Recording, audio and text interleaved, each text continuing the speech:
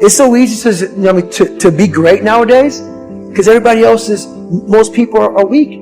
This is a softened generation. So if you have any mental toughness, any ability, if you have any fraction of self-discipline, the ability to not want to do it but still do it. People have a hard thing to understand. I hate to run. And what makes me so crazy, it doesn't anymore, is people go, well, why do you run if you hate it? What are you talking about? I don't want to take showers and eat either. I hate that too. That's life, man. It wasn't until I changed that mentality that I became somebody. I hated going to school, so guess what? I was dumb as shit. But if you can get through to doing things that you hate to do, on the other side is greatness. That's what people understand. By me running, I am callous in my mind. I'm not training for a race. I'm training for life. I'm training for the time when I get that 2 o'clock in the morning call that my mom is dead or something happens tragic in life. I don't fall apart.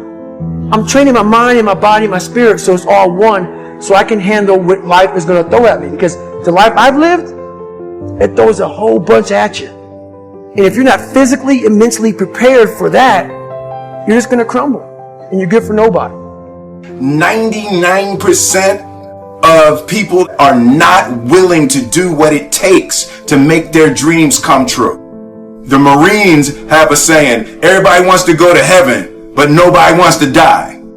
The center of bringing any dream into fruition is self-discipline. You know, something as simple as food and eating. It's not about your body as much as it is about your mind. It's getting command of your mind to be able to choose actions that are in your own best interest. Every day we are choosing shit that's not in our own best interest. So if the world is attacking you and the world wants to fight you and the world's trying to hold you down, so you're going to kick yourself in the balls? So you're going to stop yourself from getting what you dream. And I think the word discipline has kind of gotten a bad name. We think about it in terms of punishment.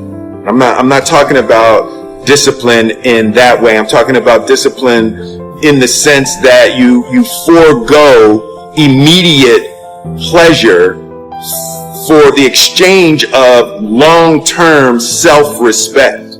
I believe that self-discipline is the definition of self-love. That when you say that you love yourself, that means that you have behavior towards yourself that is loving. Self-discipline is the center of all material success. You cannot win the war against the world if you can't win the war against your own mind. Self-love is when you say to yourself, oh man, look, I know you and that girl got a real connection. I know y'all vibe, but that's your girl's cousin. So I love you too much to let you do that. It's like you say to yourself, hey man, look, I know you want to eat that pizza and it'll be really good, you know, but I can't let you eat that, man, because if you eat that pizza, you're going to feel like shit, you know, and I love you too much to let you eat that. Self-love is, hey, look, I know you got a test on Monday, you know, and I know you really want to go out with your friends. It's Saturday night, you want to go out, but if you fail that test, you're not going to feel good about yourself. You know, I love you too much to let you go out tonight. Self-discipline is self-love. If you want to be happy, you have to love yourself, which means you have to discipline your behavior. The road to sustained happiness is through disciplining your behavior. We tend to base our self-esteem on what other people think.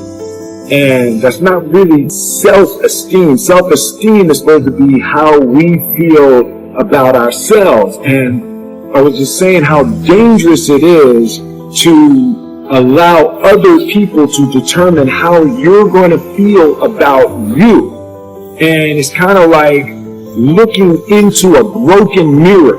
You're going to look in a broken mirror and then change your face to try to look good in this defiled, busted, broken mirror. And it just, other people's opinions is a really way to determine how we feel about ourselves. I'm the best of the mediocre people. I now think I'm great. I'm great. We surround ourselves around people that make us feel great. They tell us what we want to hear. The second we put ourselves amongst the uncommon people, we don't like that feeling. That challenging feeling of that person who's waking up at 3:30 in the morning and say, hey, push your shit on, we're going for a run. We don't like that challenge. We like that person who says, hey, you know, man, I don't feel good today, man. And they say, oh, it's okay, brother. Take a day off, man. We get a pizza and shit, watch the game. We like that. We love that feeling. Why? Because you understand, man, we're good, bro. We don't want that motherfuckers like this. Hey, man, no, bro. Get your fucking shit on, man. Stop being a punk. We don't want that in our lives. We don't want that person who's constantly challenging our weaknesses. We want that person who's constantly, you know, making us feel nice and good and secure in us. That's the mediocrity of life. We want to be the best amongst the average people. People wonder, how do you stay hungry all the time? Because after I accomplish something, I don't sit back like a lot of guys who graduate buds, graduate this, graduate that. They get comfortable. They wonder why I'm getting weak, man. I don't know, I lost my edge. What's going on? Because once you hit the top of the fucking mountain, guess what happened? I'm good. I'm good, so you wonder why you're falling down now. Because once you reach the top of the mountain, you got to build a fucking another one. That's mediocrity. There's a lot of people in mediocrity who have a nice resume, but they're one-timers, man. They hit a one-time deal, they busted it open, got a lot of money, but they're good. You're mediocre now, man. What are you fucking doing today, tomorrow, the next fucking day? That's why I don't listen to theorists. I don't listen to all that bullshit. I listen to a motherfucker who's like this, man. What's wrong, man? I'm fucking tired, dude. Why are you tired? Because tomorrow, I gotta do the fucking shit again, man. Whatever the shit is that made me fucking nauseous and sick to my stomach, it made me hurt. There's no ending. And that's the person I listen to. That's the person who's gained knowledge. You gain knowledge through suffering. And on the other end of suffering is a world that very few have ever seen. It's a beautiful world. Because that's where you find yourself. You don't find yourself in over here. You find yourself on the other end. Like the 100-mile race I was on, I ran it for 24 hours. I found myself on the other end of that fucking race. That 19 hours, I found, wow, there's a whole nother fucking world out here that I've never even saw. But the world's in your mind. And that's what all that mediocrity is about. Mediocrity is contagious. Not getting civilized is about having a savage mentality.